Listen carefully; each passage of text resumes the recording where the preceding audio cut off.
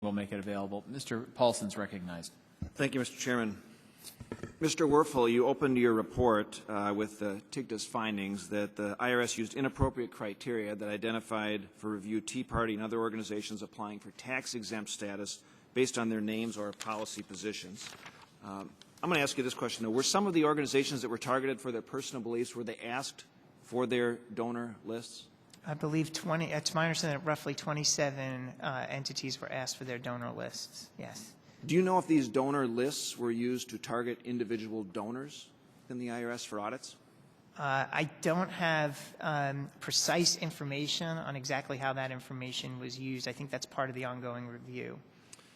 Well, the reason I'm asking this is because part of the report, on page 31 of the enforcement section of the report, it states that all current indications are that this sort of political activity analysis, ambiguity, and subjective utilization of criteria does not occur elsewhere in the IRS. It seems pretty definitive. I mean, how can you be sure that that's the case? And what I was referring to was, there's 4 main operating divisions within the IRS that deal with tax administration.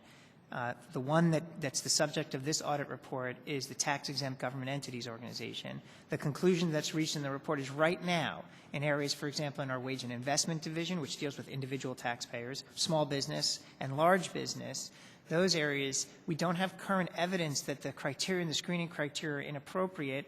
We've asked our leaders to look at it. We're going to run a thorough review. And as I said, one of the main reasons why we can be more reassured in that conclusion is that it is very rare outside of this part of IRS that political activity is relevant to any determination.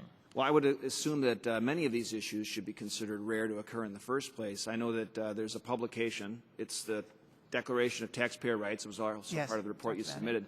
It states right up front, protection of your rights. IRS employees will explain and protect your rights as a taxpayer throughout your contact with us.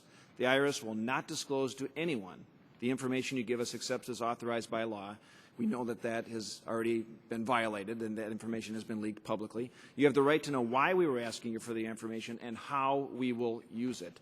We know that that also has not been followed through because these organizations testified before this committee that they asked the IRS why certain information was being asked for, and there was no response for follow-up. And I will just tell you that I also have constituents, many Minnesotans that are in my district who are also very fearful, who have come forward to me concerned that they also have become targets because in recent years of audits that have been stepped up by their accountants, their finance planners, based on they're concerned it's happening because of their political activity. This has all occurred over the last couple of years, and other members of Congress on this committee and in the entire body have expressed the same concern. Several have told me these personal stories of their accountants telling them, we have never, ever, in the history of our experience, we keep the receipts, we keep the books clean, we monitor your activities. We have never had this type of systematic auditing on an individual to this level before.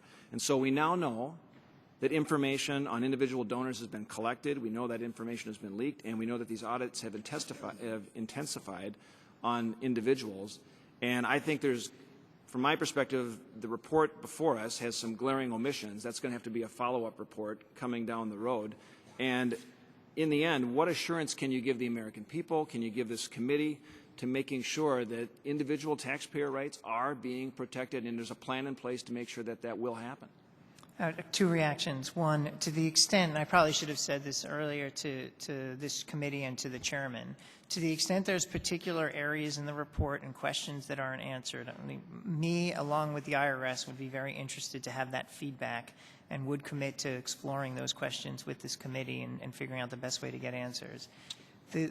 Our goal with this report was to present a road, was several things. First, to recognize for the taxpayers, part of our reassurance and our path forward is to recognize our failures up front, to recognize that we made fundamental mistakes. There's more questions to be asked about the nature of how those mistakes occurred, but we recognize those mistakes exist. We want to show the American people in this report that we recognize them and we're putting together and actively implementing corrective actions to move forward.